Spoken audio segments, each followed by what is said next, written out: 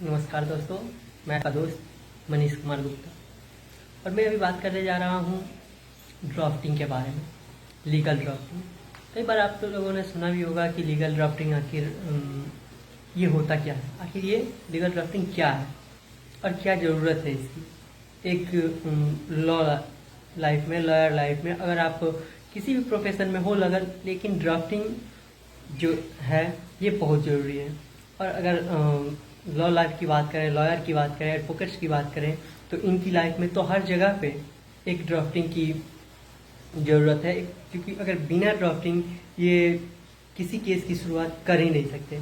कोई भी एडवोकेट्स हो या फिर जूनियर लॉयर्स हो, अगर ये अपनी प्रैक्टिस शुरू करते हैं तो इनको अपने जो ड्राफ्टिंग स्किल्स हैं इसको डेवलप करना ही होगा, अदरवाइज ये केस नहीं लड़ सकते। क्योंकि किसी भी केस की शुरुआत एक ड्राफ्टिंग से ही शुरू होती है। जैसे कि अगर मान लीजिए कोई क्लाइंट है, कोई किसी एडवोकेट के पास आया कि सर मुझे केस करनी है। मान लीजिए कोई क्लाइंट आया, उसे केस करनी है, तो आप यहाँ से आपकी प्रोसेस शुरू होती है। एक एडवोकेट की प्रोसेस शुरू होती है। पहले उस जो एडवोकेट है उसको समझना, वो क्या कह रहा है, क्या कहना चाहता है, उसका पर्पस क्या है, उसे समझना कि हाँ उसका मेन पर्पस क्या है। फिर उसे खुद को समझाना कि हाँ जो मेरा क्लाइंट है उसका मेन पर्पस क्या है। सेकंड, खुद को समझना, फिर उसको ड्राफ्ट करना। क्योंकि ड्राफ्टिंग जो है बहुत ही ज़रूरी है। क्योंकि अगर किसी केस को ड्राफ्ट करते हैं, केस कंप्लेंट फाइल करने जाते हैं, तो आपको ड्राफ्ट करना ही पड़ेगा, आपको रिटन में देना ही होगा, तभी जाके आपका एक जो केस है ये कंप्लीट होगा। नहीं तो वो केस आप कंप्लेंट फाइल नहीं कर पाइएगा।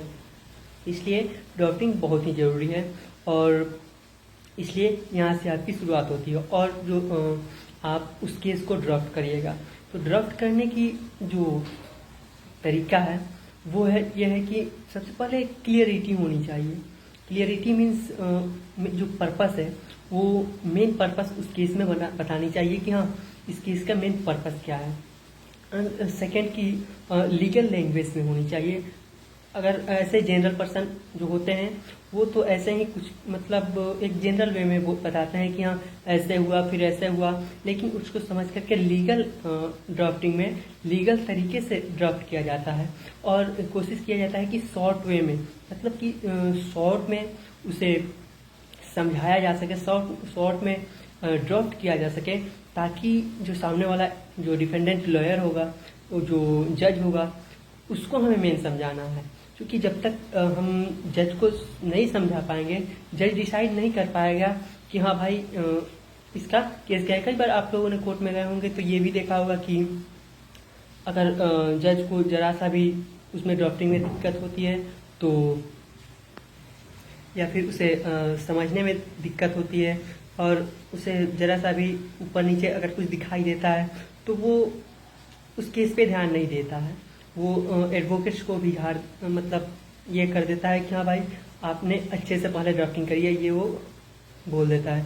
तो मेन जो हमारा पर्पस है, फोकस है, वो केस के ड्राफ्टिंग पे होनी चाहिए। क्योंकि ये आर्गुमेंट जो है ये तो बाद की बात है। क्योंकि पहले कंप्लेंट फाइल करेंगे, फिर कोर्ट तक जाएगा, फिर इसकी जो प्रोसीजर है वो कंप्लीट होगी, फिर वो केस डिसाइड होगा कि वो मतलब आगे भी बढ़ेगा या नहीं बढ़ेगा। उसके बाद आर्गुमेंट शुरू होती है, हायरिंग शुरू होती है। लेकिन उससे पहले तो ड्राफ्टिंग, मेन ड्राफ्टिंग है। तो क्योंकि किसी भी केस की शुरुआत ड्राफ्टिंग से ही शुरू होती है, तो पहले शॉर्ट वे में यूज़ करना है, प्लस प्रॉपर तरीके से लिखे जानी चाहिए। जो भी ड्राफ्ट किया जाना चाहिए प्रॉपर तरीके से होनी चाहिए और एक सिस्टमेटिक ढंग होनी चाहिए, सिस्टमेटिक सिस्टम तरीके से लिखी जानी चाहिए। कि हाँ जैसे अगर जनरल पर्सन ऐसे एजे, जैसे हम लोग एजे लिखते हैं ना, एजे राइटिंग, वैसे हमारा नहीं होना चाहिए। जैसे अगर किसी कोर्ट में ये देते हैं तो जैसे देखते हैं सबसे ऊपर कोई मतलब हाजिरीनामा या फिर माफ़ीनामा, ऐसे कोर्ट में जब हम लोग पेश करते हैं तो ऐसे देखते हैं कि फर्स्ट ऊपर में हेडिंग में जो होती है वो कोर्ट का नाम होता है। सेकंड में आते हैं तो केस नंबर होता है, उसके नीचे आते हैं तो पार्टीज के नेम होते हैं, फर्स्ट पार्टी वादी और प्रतिवादी के, जैसे होता है ना ए वर्सेस बी, ऐसे करके उसके बाद से जो भी हमारे हाजिरी हो ये उसको ड्राफ्ट करते हैं। तो ऐसे में सिस्टमेटिक ढंग से ड्राफ्ट होनी चाहिए और ऐसे करके हमारा जो भी उसका ये हो उसको ड्राफ्ट करनी चाहिए। एंड देन एक लाइनिंग का भी ये इसमें रोल होता है कि हाँ ये कहाँ से शुरुआत हो, कहाँ पे ख़त्म हो, इसका भी हमें ध्यान रखना चाहिए। हालांकि इसके कोई ये मेन रोल नहीं है ड्राफ्टिंग में, लेकिन फिर भी एक अगर हम लाइनिंग का ध्यान में रखते हैं कि हाँ हमारा ये पैराग्राफ जो है यहाँ पे ख़त्म हुआ, नेक्स्ट पैराग्राफ है, तो थोड़ी सी लाइन गैप करके और हम नेक्स्ट अपना जो लाइन होता है उसको स्टार्ट करते हैं। तो ऐसे अगर हम नेक्स्ट लाइन स्टार्ट करते हैं, नेक्स्ट पैराग्राफ कुछ गैप से छोड़ के, तो हमें दिखाई देता है और सामने वाले जो जज है जो भी हो उसे समझ में भी आता है कि हाँ यहाँ पे पैराग्राफ ख़त्म हुआ है और यहाँ से नेक्स्ट पैराग्राफ स्टार्ट हुआ है।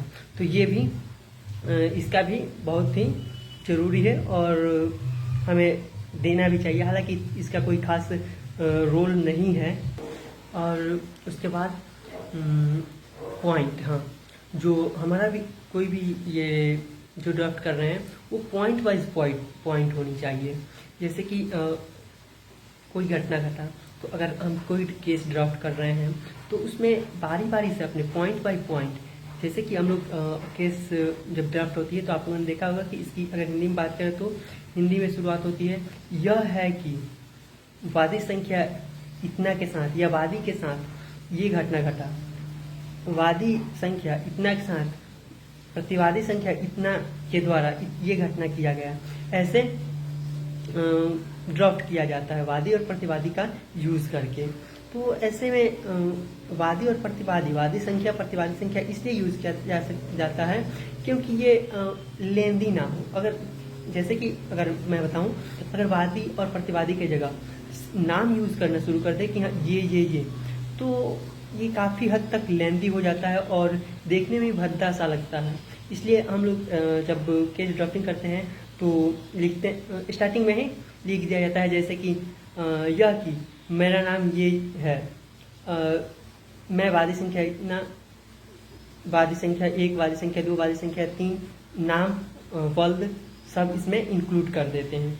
और नेक्स्ट में उसके नीचे जब हम लिखते हैं तो वादी प्रतिवादी, वादी संख्या प्रतिवादी संख्या, ऐसे करके ड्राफ्ट करते हैं। अगर ऐसे ड्राफ्ट करने से होता यह है कि हमारी जो ड्राफ्टिंग है ये कुछ हद तक सही होता है और ज़्यादा लेंदी नहीं होता है।